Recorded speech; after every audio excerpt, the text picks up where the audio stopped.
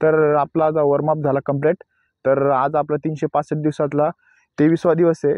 कालच्या दिवशी आपण काय केलं, सर्किट ट्रेनिंग केली. सर्किट ट्रेनिंगमध्ये कसं होतं, आपले 5 ते 6 एक्सरसाइज एक सोबत करणं लागते आपल्याला. तर ती केली, कारण की मागच्या वेळेस आपण जसे 2 ते 3 स्टेप करत होतो, यावेळेस आपण 4 ते 5 स्टेप ॲड केल्या आणि त्याचे कमीत कमी 5 रेपिटेशन मारले. असंच हळूहळू करून सर्किट ट्रेनिंगचे आपण एक्सरसाइज वाढू आणि जसं स्टॅमिना आपला बिल्डअप होईल तसं तसं आपण एक्सरसाइज करू. तर मग चला, आज आज वॉर्मअप झाला आपला. तर आज उद्या आपलं काय आहे, हिल ट्रेनिंग आहे संडेमुळं. तर आज काय करू, नॉर्मल वर्कआउट करू आज, इझी फ्री वर्कआउट. आणि उद्या आपण हिल ट्रेनिंगसाठी परफॉर्मन्स राहायला पाहिजे, त्याच्यामुळे आज नॉर्मल वर्कआउट करणार आहे आपण. आज फक्त स्किपिंग आणि नॉर्मल स्ट्रेचिंग करणार आहे आज. तर चला, आधी जॉगिंग करून घेऊ, नंतर वॉर्मअप करू जाऊ आपण.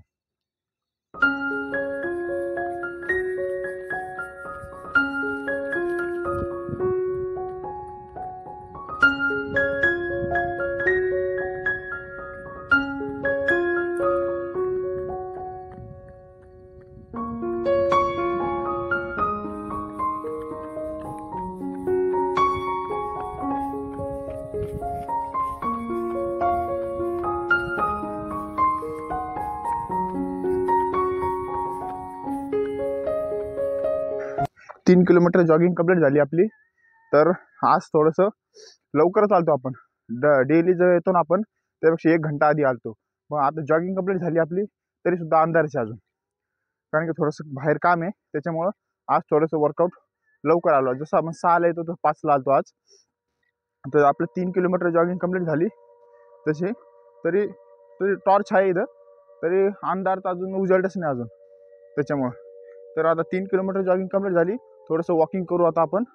वॉकिंग केली तर मग पुढचं आपण स्किपिंग एक्सरसाइजला सुरुवात करू आपण. तर चला, वॉकिंग करू थोडीशी. एक गोष्ट, आपण लेस लेस चेंज केली बघा आपण. पहिले लेस सुटत होती, आपण दुसऱ्या कलरची शूजची आपण लेस बसवली याला. तर आता सुटायचा प्रॉब्लेम सॉल्व्ह झाला आता बघा. आता 3 किलोमीटर जॉगिंग केली तरी आपली लेस सुटली नाही. कारण की पहिले कसं, रनिंग करताना लेस सुटली तर परफॉर्मन्सला आपला प्रॉब्लेम यायचा. एक साईडचा पाय म्हणजे बूट ढिला राहायचा, एक साईड थोडंसं फिटिंग राहायचा. त्याच्यामुळं आपल्या रनिंगला प्रॉब्लेम यायचा. त्याच्यामुळे कधी पण लक्ष ठेवा. आणि हे एक राहिलं आपलं, कधी पण एक्स्ट्रा लेस असली ना, ह्याच्यात गुंतून ठेवायची ह्याच्यात. कारण की आपली ही लेस जर सुटली तर हे गुंतलेलं असतं, त्याच्यामुळे बूट ढिला होत नाही, बूट हाय त्या कंडिशनला राहतो. रनिंगचा परफॉर्मन्स तुमचा ओके राहतो. तर ही गोष्ट नक्की लक्षात ठेवा. तर चला, आता आपण स्किपिंग एक्सरसाइज करतो.